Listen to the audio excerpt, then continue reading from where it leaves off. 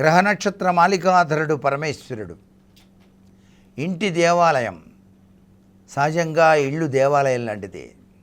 అందుకే ఇంటికి దీపం ఇల్లాలు అన్నారు.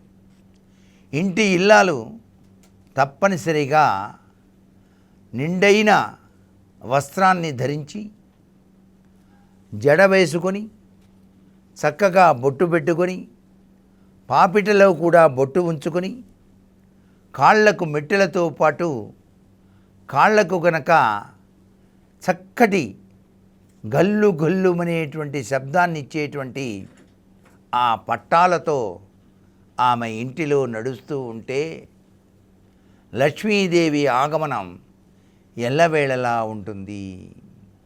పట్టాలు అనేటువంటివి స్త్రీలకు చాలా విశిష్టవంతమైన ప్రభావాన్ని ఇస్తాయి. ఫంగిసైడల్ ఇన్ఫెక్షన్ రాకుండా పాదాల్ని రక్షించే శక్తి ఆ వెండి పట్టాలలో దాగిన పరమార్థం.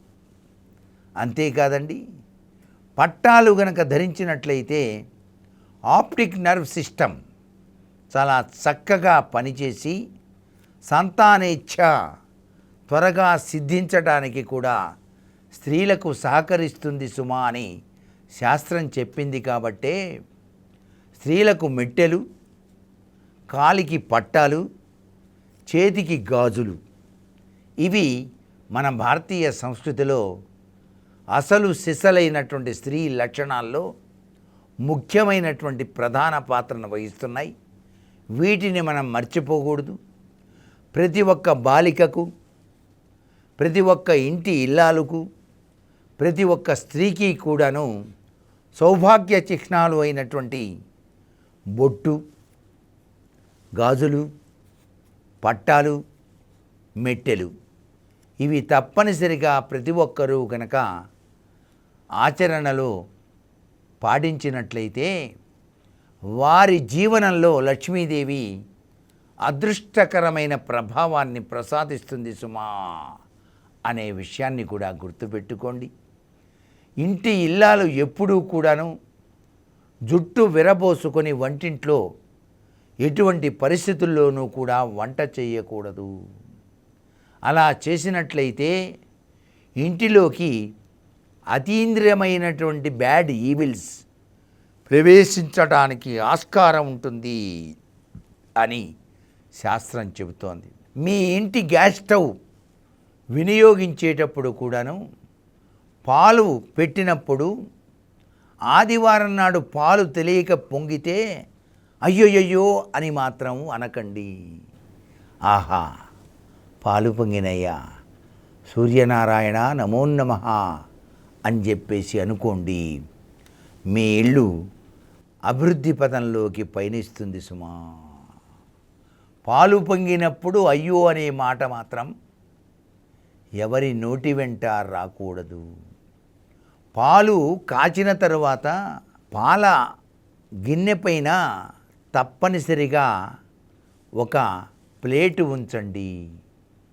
అలా గనక ఉంచకపోతే ఖర్చులు అధికమవుతాయి అనే విషయాన్ని మీరు బాగా గుర్తుంచుకుంటారు కదూ. ఇది చాలా ముఖ్యమైన విషయం అండి. పాలు కాచిన తర్వాత చాలామంది దానిపైన మూత పెట్టడం మర్చిపోతున్నారు. అలా మూత కనుక పెట్టకపోతే లక్ష్మీదేవి ఎక్కువగా బయటికి పోతుంది. అంటే పొదుపు అనేది వాళ్ళలో రాదు. పొదుపుగా మీరు జీవితాన్ని కొనసాగించాలంటే మీ ఇంటి ఇల్లాలు ఈ విషయాన్ని గుర్తుపెట్టుకోవాలి సుమా.